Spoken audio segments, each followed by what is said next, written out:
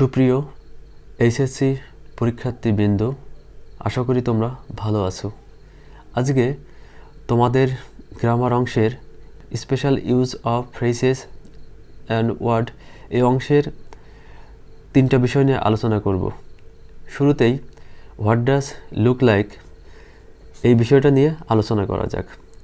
What does look like বলতে বোঝায় কোনো কিছু দেখতে কেমন। চলো বিষয়টি আমরা উদাহরণের মাধ্যমে আরও পরিষ্কার হই। নাম্বার উদাহরণে বলা হয়েছে what does a fox look like, একটি শিয়াল দেখতে কেমন। উত্তরে বলা হচ্ছে it is somewhat like dog, এটা কিছুটা কুকুরের মতো দেখতে। আবার দেখো বি নাম্বার উদাহরণে বলা হচ্ছে what does a ghost look like, একটি ভূত দেখতে কেমন, সে ব্যাপারে প্রশ্ন করা হচ্ছে। তাহলে তোমরা বুঝতে পেরেছো যে হোয়াট ডাজ লুক লাইক আসলে কিভাবে ব্যবহার করা হয় এবং এর অর্থটা কেমন। পরের বিষয়টি হলো হ্যাড বেটার।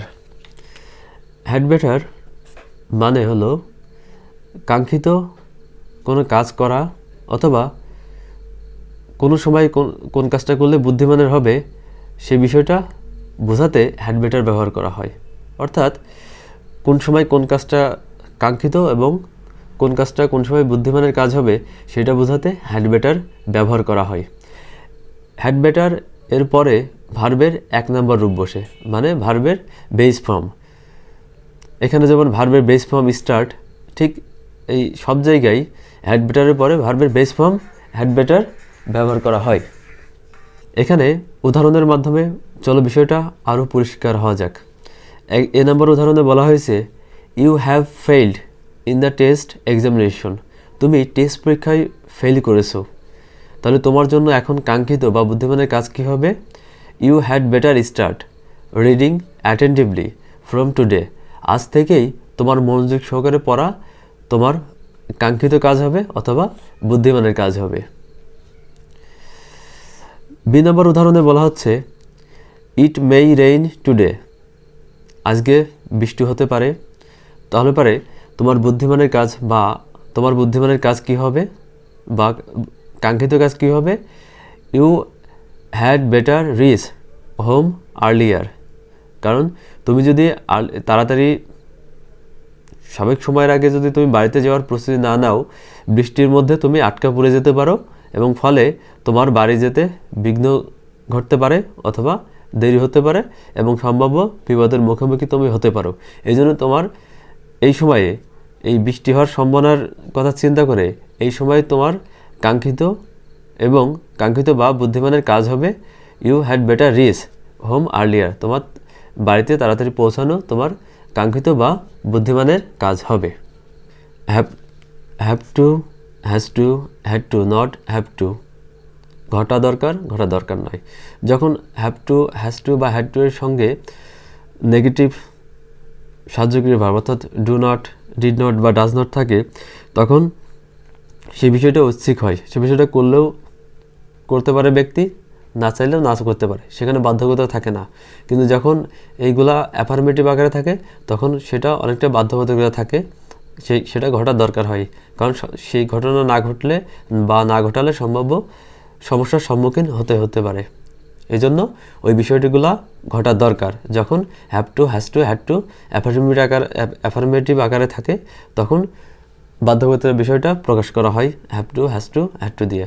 কিন্তু যখন হচ্ছে নেগেটিভ আকারে থাকে অর্থাৎ ডোন্ট হ্যাভ বা ডিড নট হ্যাভ বা ডাজ নট হ্যাভের বিষয়টা থাকে তখন সে বিষয়টা ঐচ্ছিক আকারে থাকে। অর্থাৎ তুমি সেই বিষয়টা করতেও পারো, নাও পারো, সেটা তোমার কোনো বাধ্যকতা থাকবে না। চলো উদাহরণের মাধ্যমে বিষয়টি নিয়ে আরেকটু আলোচনা করা যাক। এখানে নম্বর উদাহরণে বলা হয়েছে he has to pay A fine, তাকে একটি জরিমানা প্রদান করতে হবে। এটা তার জরিমানাটা প্রদান করা দরকার, কারণ তার কাছে কোনো অল্টারনেটিভ নেই, অন্য কোনো, তাকে জরিমানা প্রদান করতেই হবে, এটাই নিয়ম। তার জন্য একমাত্র অপশন হচ্ছে জরিমানা প্রদান করতে হবে। সে অনেকটা এখানে বাধ্য বা এই বিষয়টা তার জন্য করা দরকার। বি নম্বরে বলা হয়েছে you have to think logically, তোমাকে যৌক্তিকভাবে চিন্তা করতে হবে অ্যাবাউট ইউর প্রবলেম, তোমার সমস্যার ব্যাপারে তোমাকে যৌক্তিকভাবে চিন্তা করতে হবে। এখানে সমস্যার সমাধান করার একটাই মাত্র পথ রয়েছে, যে যৌক্তিকভাবে চিন্তা করা, অন্য কোনো উপায় নেই। এই জন্য সেই বিষয়টা হচ্ছে তাকে অবশ্যই এই কাজটা করা দরকার, যৌক্তিকভাবে চিন্তা করা দরকার, বা সে যৌক্তিকভাবে চিন্তা করতে বাধ্য যদি সে তার সমস্যাগুলো সমাধান করতে চায়। সি নাম্বার বলা হচ্ছে you don't have to sound just walk in, তোমাকে শব্দ করার প্রয়োজন নেই ভিতরে ঢুকে হেঁটে যাওয়ার জন্য তুমি, কারণ এখানে ডোন্ট হ্যাভ টু আছে, বিষয়টা হচ্ছে ঐচ্ছিক, যে বিষয়টা তুমি চাইলে পরে সাউন্ড করে যেতেও পারো নাও পারো, এখানে তোমার কোনো বাধ্যবাধকতা নেই বা তোমাকে করতেই হবে এমন কোনো ব্যাপার নেই। তুমি চাইলে সাউন্ড করেও হেঁটে যেতে পারো, আবার সাউন্ড না করেও হেঁটে যেতে পারো, শুধু এই হ্যাভ টু এর আগে নেগেটিভ থাকার কারণে বা হ্যাভ টু নেগেটিভ করার কারণে। ডি নাম্বারে বলা হচ্ছে I had to break a door of my house, আমার বাড়ির একটি দরজা আমাকে ভাঙতে হয়েছিল, কারণ আমার কাছে আর কোনো অপশন ছিল না।